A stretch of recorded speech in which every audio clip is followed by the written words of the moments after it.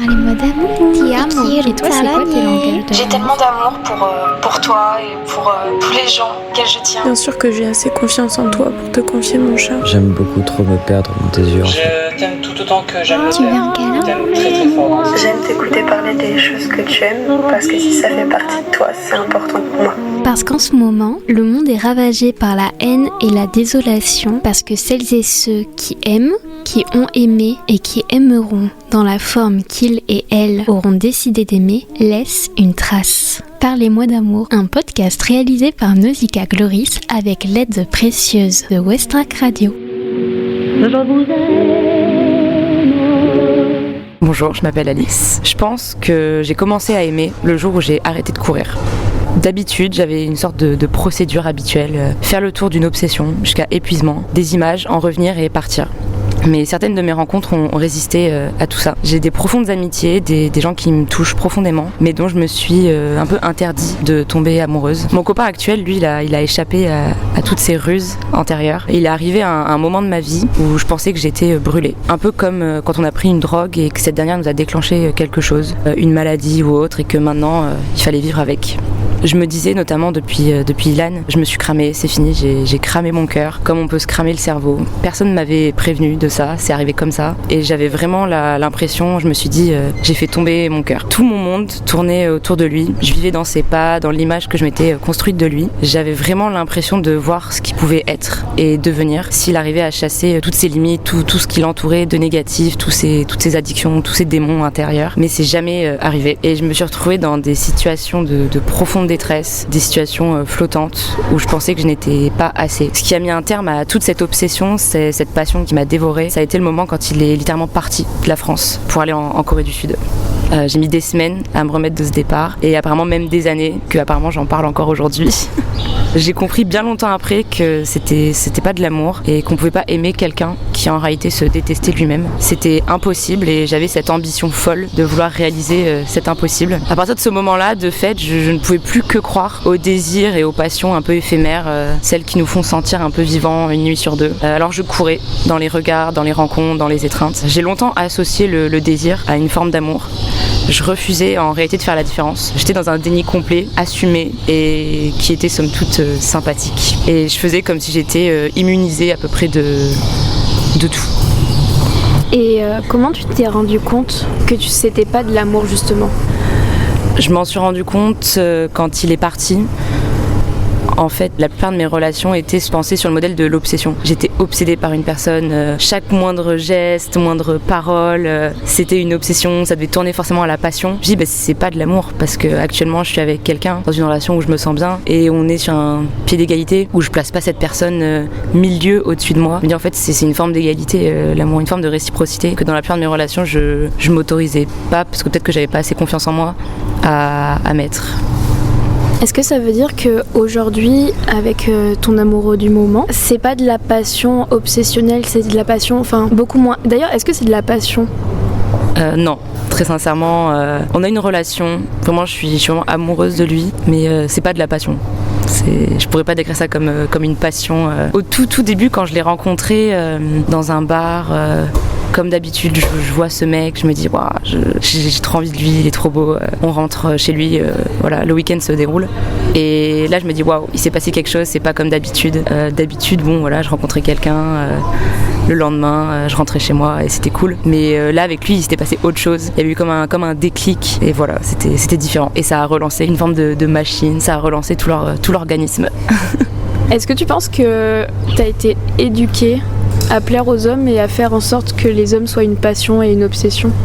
Ça, je pense pas du tout. Très sincèrement, est-ce que j'ai été éduquée à plaire aux hommes ? Il y a peut-être certaines daddy issues, on va pas se mentir. Mon père a toujours été là, mais en même temps, il partait très souvent pour le travail parce qu'il travaillait à Paris. Donc en fait, c'était une succession de mini-abandons que je vivais un peu perpétuellement de manière quand j'étais jeune. Et évidemment, c'était déchirant à chaque fois. Et je sais pas, je m'étais un peu habituée à cette déchirure. Je me dis, est-ce que dans mes relations amoureuses, c'est mis en place quelque chose d'une forme de peur de l'abandon et de course à la relation ? Est-ce que ça a eu un impact ? Oui, je pense. Mais après, je pense pas que ça a conditionné l'entièreté de ma façon de voir les relations, d'aborder les gens et de vivre dans le regard des gens. Est-ce que c'était une étape nécessaire de faire la course aux relations d'un soir ? Je pense qu'elle était nécessaire d'une certaine manière. Je pense qu'on peut pas être avec des gens pour qu'ils nous réparent. Je voulais donner ce fardeau à personne d'autre que moi-même. Et je voulais embêter personne avec toute cette tristesse, avec toute cette nostalgie et tout ce désarroi. Donc finalement, j'ai mis tout ça sous un tapis bien épais, bien au chaud. Et je m'étais dit, j'ai du désir pour quelqu'un, je vis mon désir, je profite et voilà. J'attendais plus grand chose, donc je me jetais à corps perdu dans des relations que j'ai gardées, avec des personnes avec qui j'ai développé des amitiés vraiment, vraiment fortes, sans qu'il y ait forcément de relations plus poussées derrière, mais voilà. Ça m'a conduit à rencontrer des gens incroyables, des gens très intéressants, avec qui j'ai eu des conversations profondes et c'était chouette. Comment on devient ami avec quelqu'un avec qui on a eu des relations sexuelles ? En fait, c'est le cas d'une personne avec qui on a eu énormément de relations. Et puis petit à petit, plus on se voyait et plus on discutait. Et en fait, du coup, c'est mis en place une relation vraiment amicale, vraiment profonde, vraiment intime. Parce que on se connaissait super bien, on avait discuté d'énormément de choses. Et la transition s'est faite naturellement. On allait dîner, voilà. Il y avait toujours du désir, mais c'était une autre forme de désir. C'est quoi la différence entre le désir et l'amour ? Il y a une citation de Bachelard qui dit que dans la passion, le besoin de constance doit dominer plus que le besoin d'aventure. Et moi, je pense que j'avais ce besoin d'aventure qui dominait à un certain moment donné. J'avais plus ce besoin de constance parce que tout simplement, j'y croyais plus. J'avais plus d'ambition de cette constance, de cette linéarité amoureuse. Donc, foutu pour foutu, jetons-nous dans l'aventure en fait, tout simplement. Est-ce que tu penses qu'à ce moment-là de ta vie, tu aurais pu avoir une relation constante justement ? À quel moment ? Au moment où tu voyais plein de gens. J'étais dans une forme de déni, c'est-à-dire que je rencontrais énormément de personnes, mais j'étais dans le déni de sorte que je faisais comme si oui, j'avais plus de cœur, comme si je me suis dit, de toute façon, je me suis cramée, je retomberai plus, la passion m'a dévoré à un certain moment donné, je ressentirai plus jamais ce que j'ai ressenti à cet instant. Donc, vraiment, je faisais comme si je ne pouvais plus tomber amoureuse. Donc, à partir de là, c'était sans gilet pare-balles, voilà, je me suis dit, à quoi bon quand on n'a plus quelque chose à perdre, on protège plus cette chose-là. Donc, au final... Comment tu sais qu'aujourd'hui tu es amoureuse ? Je pense qu'aujourd'hui je suis amoureuse parce que des fois je suis en colère, je suis énervée contre mon copain, contre cette personne. Des fois je me dis, oh là là. Je vois d'autres gens, je me dis, je pourrais, même avec des gens avec qui j'ai eu cette profonde amitié, des fois j'ai envie de partir. Tiens, demain, dans 3 jours, il adore voyager, il part souvent en Thaïlande, en Afrique du Sud, me raconter ses voyages. Des fois je me dis, mais à quoi bon je vais faire ma valise, je vais partir avec lui en Thaïlande, au bout du monde, et puis on sera sur la plage, et puis voilà quoi. Mais au final, entre guillemets, ce qui me retient aujourd'hui, c'est, tu vois, quand je vois mon copain, je vois son visage, je vois ses yeux, et je me dis, tout mon château de cartes, entre guillemets, de passion triste s'effondre parce que je le vois et vite il me regarde d'une façon où j'ai une forme de valeur, où à ses yeux je suis quelqu'un avec mon indépendance. Dans notre couple on est 2, enfin on est 3 parce qu'il y a moi, il y a lui et il y a notre couple, et je pense que l'erreur que j'ai faite dans mes relations précédentes, c'était l'union et la fusion, et de cette fusion en fait ne peut naître rien de bon au final. Comment on se met en couple ? Je pense tout d'abord qu'on se met en couple parce qu'on est libre et que cette relation, elle étaye, elle développe notre liberté individuelle, et que je ne m'annihile pas avec cette personne-là. L'autre ne me fait pas chuter, l'autre ne me fait pas me dissoudre. Oui, on se met en couple parce qu'à un moment donné, l'amour surpasse le quotidien, surpasse l'éphémère et les petits désirs, les feux follets de la nuit, je pense. Et là, tu vis avec ton copain. Comment ça se passe de vivre avec quelqu'un d'autre qui n'est pas toi, qui ne fait pas partie de ta famille, avec qui tu n'as pas grandi, avec quelqu'un dont tu vois les défauts comme les qualités?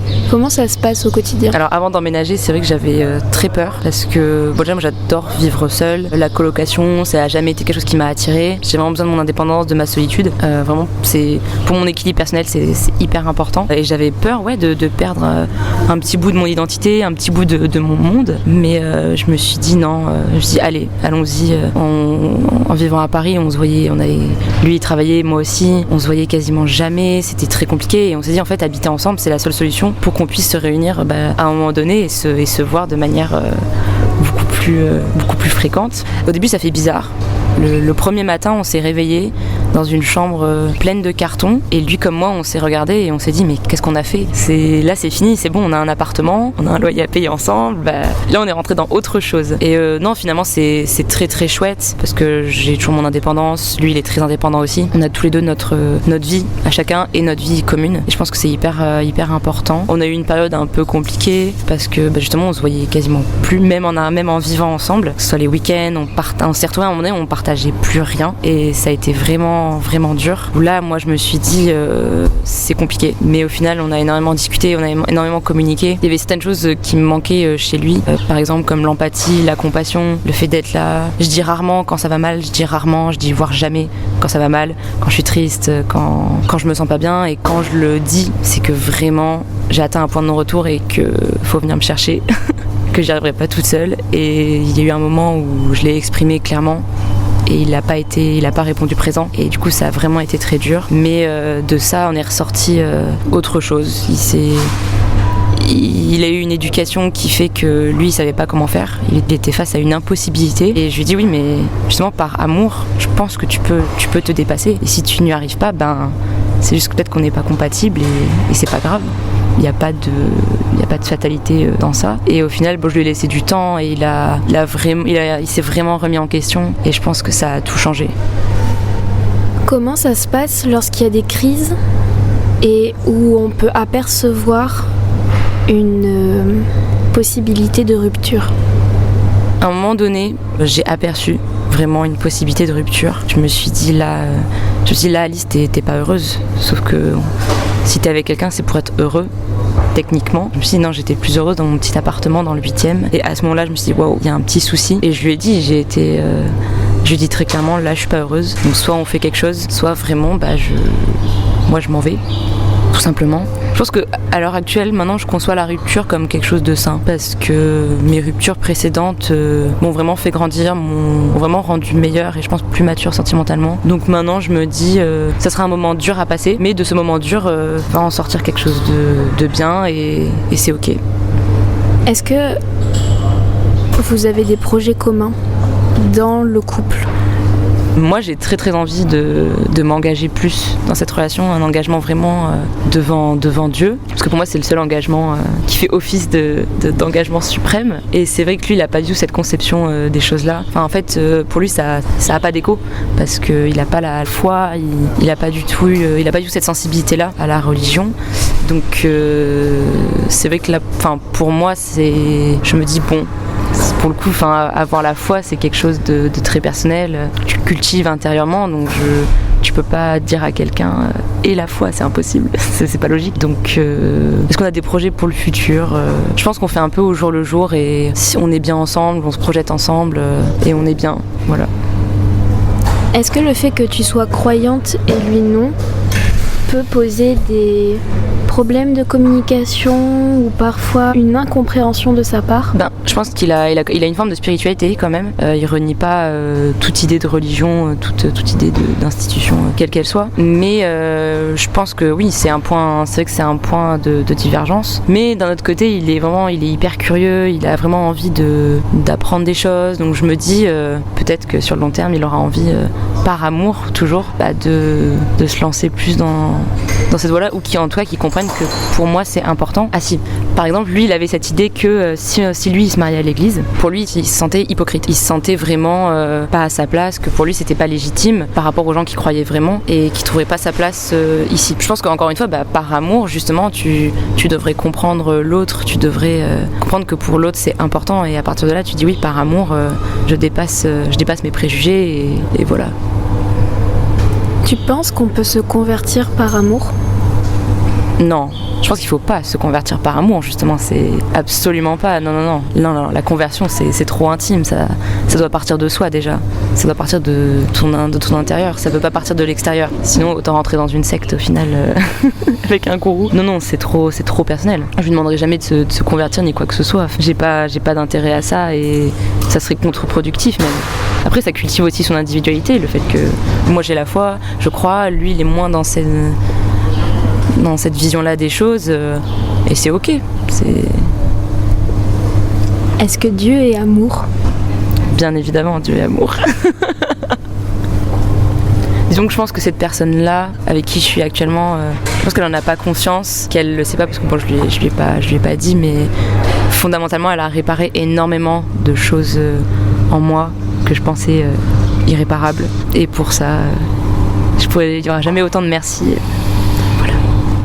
Vous venez d'écouter le 62e épisode du podcast Parlez-moi d'amour, en compagnie d'Alice, 23 ans, étudiante. La chanson que vous écoutez a été choisie par Alice et il s'agit de Monte Carlo de Pépite. Si vous aussi vous voulez parler d'amour en ma compagnie, n'hésitez surtout pas à m'écrire à l'adresse mail nausicaa@west-track.com ou sur Instagram sur le compte Nausicaa Farnahom.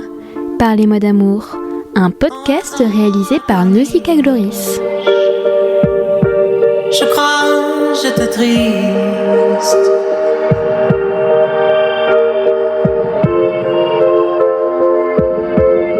Loin de toi, le soleil de février